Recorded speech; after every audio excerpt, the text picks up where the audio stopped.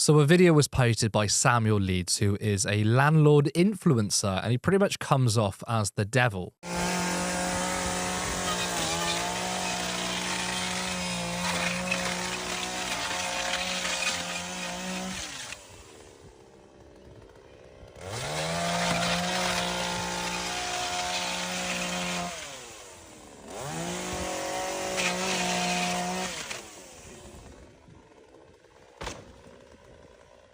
Nice.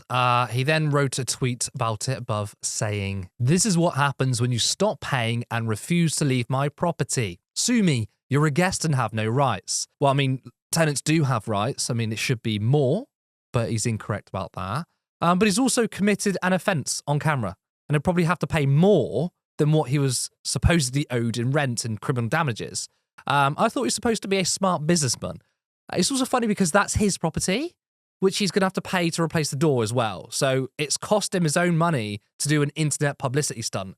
What an absolute tosser. There is a special place in hell for people like Samuel. And he's kind of trying to do this sort of shouty, ranting internet hustler thing, sort of like a discount Andrew Tate. I mean, with like the sex trafficking allegations.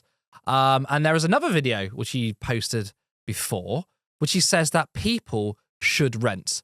But you kind of know what I mean with this style and character he's trying to mimic. Is renting just throwing money away? I was always told, don't rent, it's dead money. Well, hang on a minute. What's the alternative? Just live for free? What's the alternative? The alternative is to work hard on a job, save up money, get a deposit, and buy a house. That sucks. Definitely rent. And while you're renting, you should be learning creative strategies to build your portfolio, build your business, become a millionaire. Renting is not dead money. It just makes sense. Before I get into it, I just want to say, he's a really annoying guy, isn't he? Doesn't seem like a particularly likable person. Now, of course, a landlord wants you to rent because who's going to pay for their lifestyle? Who's going to pay for his? Now, I went on his Facebook profile and I wasn't surprised at all at what I saw.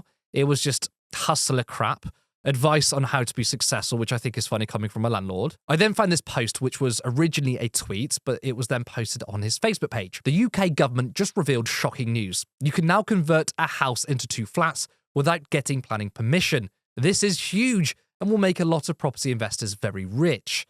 New easy way to increase house value and get 2 times the rent on one house. Now, this is landlordism summed up, all right? A stroke of a pen from the government, and you've just made already rich twats even richer. Another thing I found when making this video was this. A soldier killed himself after paying £13,000 for training with a property company that promises to help people become financially free.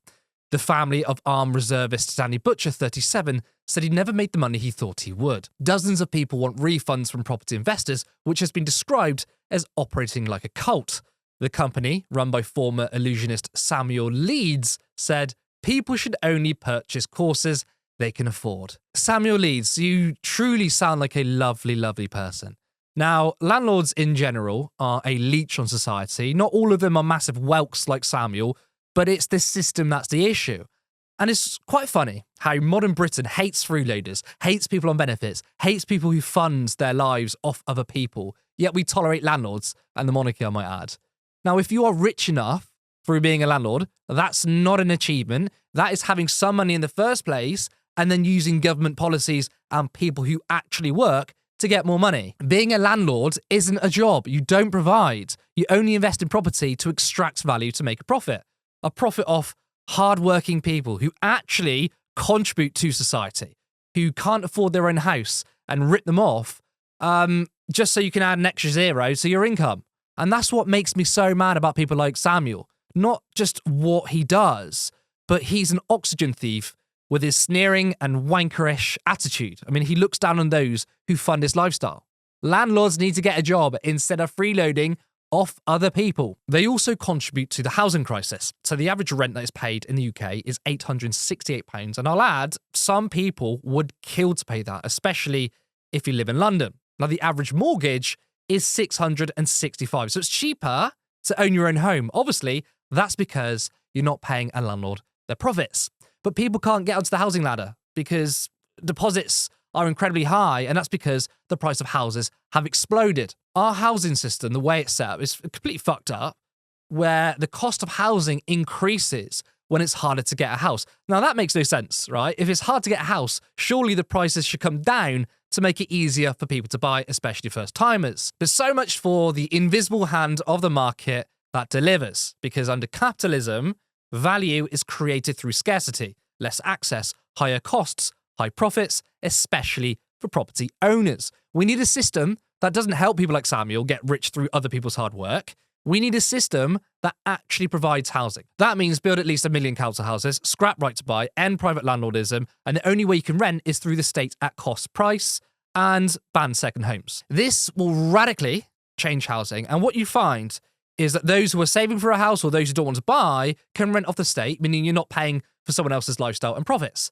We can have better quality housing, as its purpose is to put a roof over people's heads rather than trying to extract as much value as possible. Instead of a few people buying up housing stock, using it as an investment to generate more money, the stock is immediately used to house people. Now, why haven't we done this? Why, instead of making housing cheaper for all, the Tories refuse to pass legislation that mandates housing to be fit for human habitation? It's because nearly 90 of our MPs are, and you guessed it, landlords, including the cabinet. Those that write our laws are voting for their own interests rather than the people of this nation. If you're aspirational and you want to be successful, fine. But people can make money in life in better ways instead of simply having the capital to invest into property to make themselves richer. We have empty homes, whilst at the same time, we have people living on the streets. Does that sound fair? No. We need to get rid of private landlords ASAP and start treating housing as a necessity rather than a commodity that's used for profits for the few.